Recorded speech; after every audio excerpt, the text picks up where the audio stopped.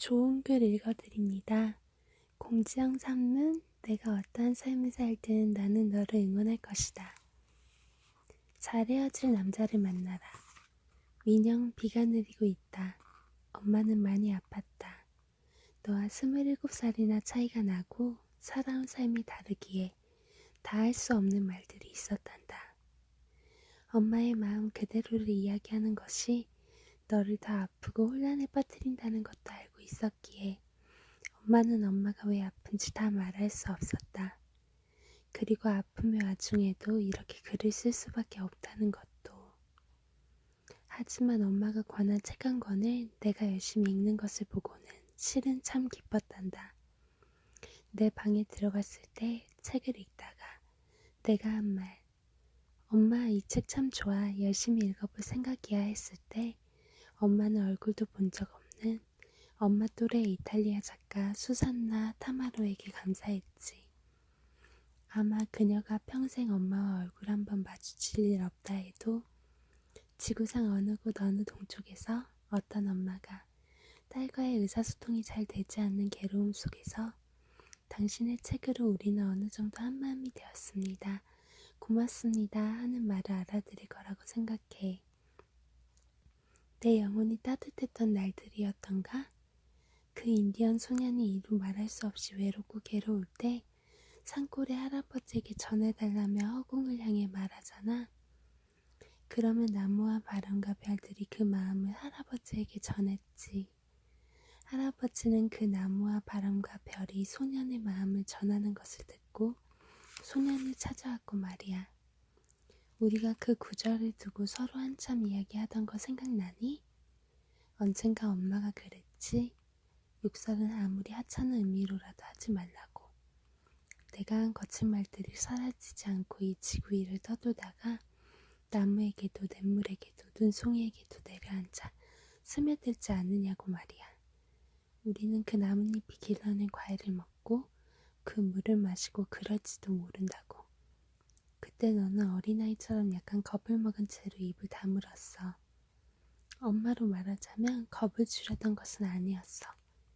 진짜 그런 생각을 하면서 살았으니까 말이야. 엄마는 이 책을 10년 전쯤 읽었다. 그때 이루 말할 수 없는 위로와 따스함을 전해받았어. 그리고 얼마 전 우연히 이 책을 다시 읽었다. 그때처럼, 아니 엄마가 나이를 먹은 그만큼 더 감동이 전해오더구나. 이 책은 죽음을 앞둔 80의 할머니가 미국에 있는 손녀에게 주는 편지글 형식으로 되어 있잖아. 할머니는 방종한 생을 살다가 죽어버린 딸 대신 그 손녀를 키우게 됐었지. 딸은 지금으로 치면 한때 운동권이었는지 지나치게 급진적인 삶을 살다가 스스로 파멸해버린 그런 여자로 추정된다. 손녀는 이 세상이 자신을 버렸다고 생각하고 할머니와 불화한다. 그러고는 급기야 할머니를 미워하여 미국으로 떠나 편지 한 장 보내지 않는 상황. 할머니는 죽음을 앞두고 언젠가 이 집에 찾아올지도 모르는 손녀에게 이 편지를 남긴다고 하는 거야. 울지 마라. 할머니는 손녀에게 말한다. 내가 너보다 먼저 떠나는 게 사실이긴 하지만 난 이 세상에 존재하지 않을 때도 계속 이곳에 있을 거다. 멋진 추억으로 내 기억 속에 있을 거야. 나무와 채소밭과 정원을 보면 우리가 함께 보냈던 행복했던 모든 순간들이 생각나게 될 거다. 내가 내 의자 위에 앉을 때도 말이 마찬가지야. 난 요새 엄마가 싫어. 너는 어느 날 분노하지도 않은 목소리로 말했다. 나도 말하고 싶었어. 나도 그래. 조금 다른 점이 있다면 너는 내가 싫지만 나는 나도 싫고 너도 싫어. 하지만 나는 엄마잖아. 딸하고 똑같은 말로 싸울 수는 없잖아. 왜 그러냐 하면 그래봤자 상황만 악화되는 걸 여러 번 보았으니까 말이야. 게다가 나는 나이값도 해야 했고 나중에라도 목이 덜 아프게 처신도 해야 했지. 이 책에 나오는 손녀도 다 싫다고 하더라. 구식인 자신의 할머니도 자신을 두고 방종하게 떠나버린 엄마도 미워하지. 할머니는 역시 엄마보다 나이가 많아서인지 죽음을 앞두고 손녀에게 자신의 인생을 이야기한다. 소리도 치지 않고 조곤조곤 말이야. 그 시작은 아마도 이런 것이야. 초등학교를 다니는 동안 난 자신이 내부에서 느끼는 것에 충실하려는 의지와 비록 거짓이라고 직감했지만 다른 사람이 믿는 것에 충실하려는 욕망 사이에서 격렬하게 싸웠다. 뉘우치는 듯이 무릎을 꿇었지만 그건 조용한 생활을 위해 내가 연출해야 하는 수많은 공연들 중에 하나였다. 사랑하는 민영, 책을 읽고 거기서 내 마음과 똑같은 구절을 멋들어지게 표현한 것을 발견하는 것은 책을 읽을 때 놓칠 수 없는 환희이지. 이미 팔순에 접어든 할머니가 아니라도 누군들 이런 갈등 없이 학교에 다닐 수 있었겠니? 아니, 누군들 이런 갈등 없이 살아갈 수 있겠니? 와우, 수많은 공연이라니. 그리고 이런 갈등에 굴복한 그 시대의 여자들답게 그녀는 괜찮은 남자와 결혼을 한다.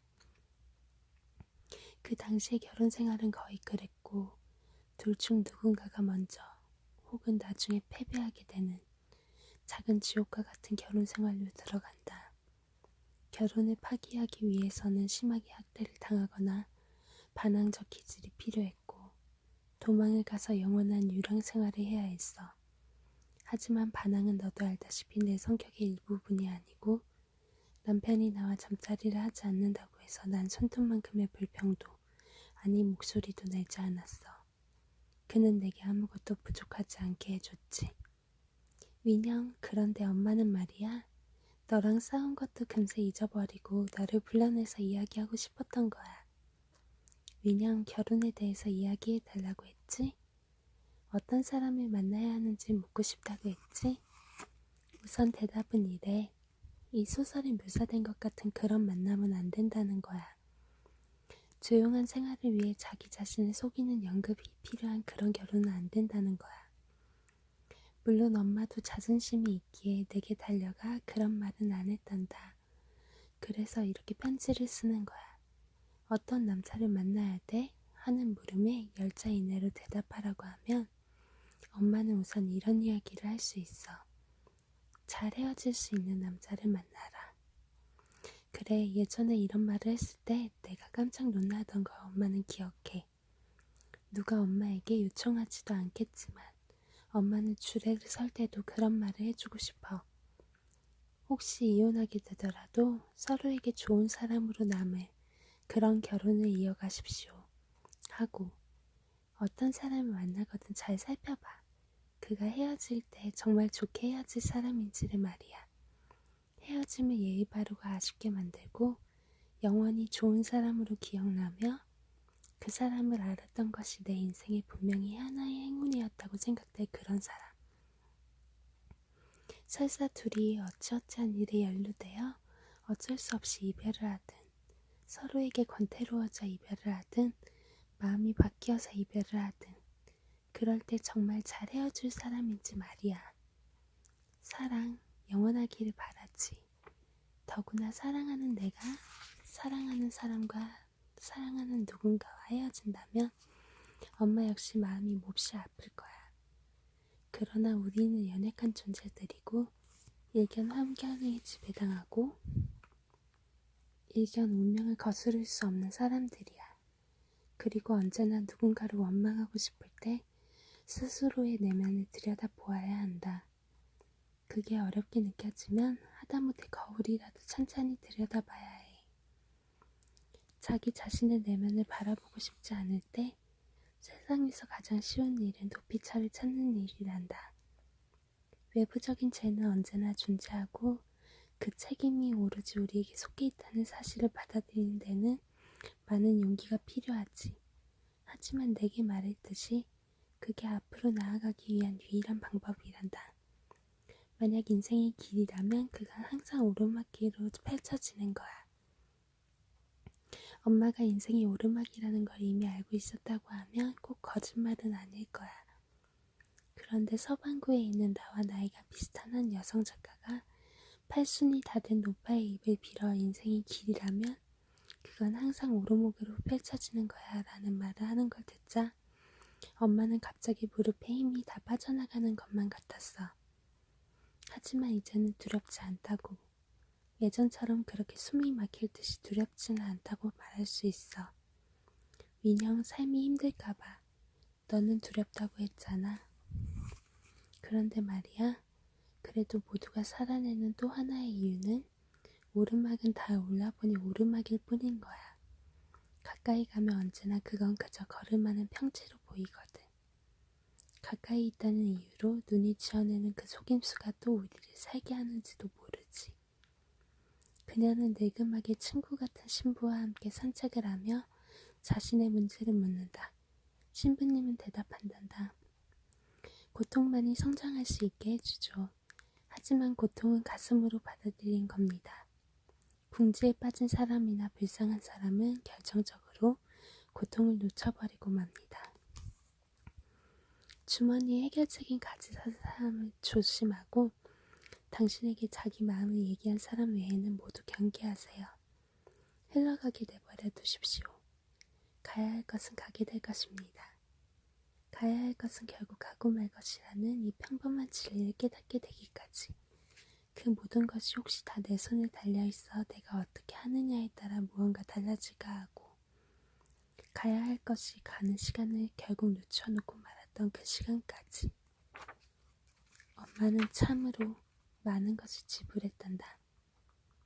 가만히 고요하게 있을 수 없어서 말이야. 그리하여 이런 평범한 말들은 엄마의 가슴속에 드디어 사무치게 들리게 되었다.